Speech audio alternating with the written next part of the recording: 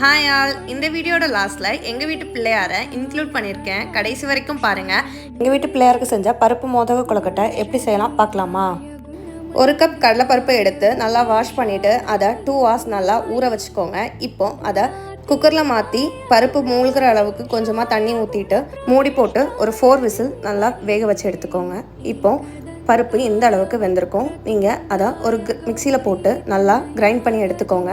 இப்போது அடுப்பில் கடாய் வச்சுட்டு கொஞ்சமாக நெய் ஊற்றி 1 கிளாஸ் தேங்காய் பூ எடுத்து நல்லாவே இந்த மாதிரி வறுத்து எடுத்துக்கோங்க. இப்போது இதை ஒரு தட்டில் மாற்றி எடுத்துக்கலாம்.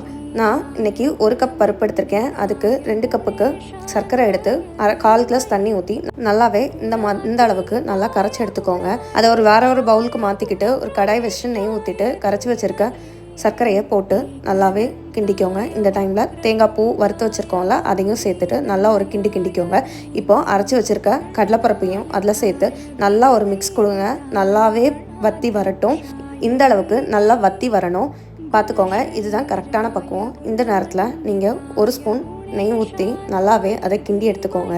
இப்போ அதை மாற்றி வச்சுக்கலாம். இப்போ மேலே உள்ள மாவு செய்கிறதுக்கு நான் 2 கிளாஸ் தண்ணி எடுத்து நல்லாவே கொதிக்க வச்சுருக்கேன். நான் இன்றைக்கி 2 கப் மாவு வச்சுருக்கேன். அந்த கொதிக்கிற தண்ணியை கொஞ்சம் கொஞ்சமாக சேர்த்து நல்லாவே மாவை பிணைஞ்சி விட்டுக்கோங்க. இந்த அளவுக்கு மாவு பிணைஞ்சி வந்ததுக்கப்புறம் ஒரு மோல்டு எடுத்துகிட்டு அதில் நெய் தடவி இந்த பிணைஞ்சி வச்சுருக்க மாவை அதில் உள்ளே வச்சுட்டு இப்போ பூர்ணத்தையும் வச்சு நல்லா ஸ்டஃப் பண்ணி மேலே சீல் பண்ணிக்கோங்க.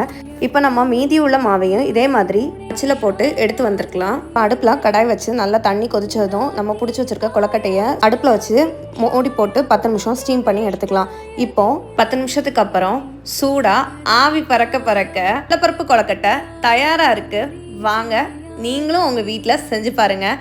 எப்படி இருந்துச்சுன்னு கமெண்ட் பண்ணுங்கள். நான் இந்த வீடியோட லாஸ்ட்டில் எங்கள் வீட்டு பிள்ளையாரையும் இன்க்ளூட் பண்ணியிருக்கேன். அதுவும் எப்படி இருக்குன்னு கமெண்ட் பண்ணுங்கள். உங்களுக்கு பிடிச்சிருந்துச்சுன்னா லைக் பண்ணுங்கள், ஷேர் பண்ணுங்கள், கமெண்ட் பண்ணுங்கள், சப்ஸ்கிரைப் பண்ணுங்கள். Happy cooking.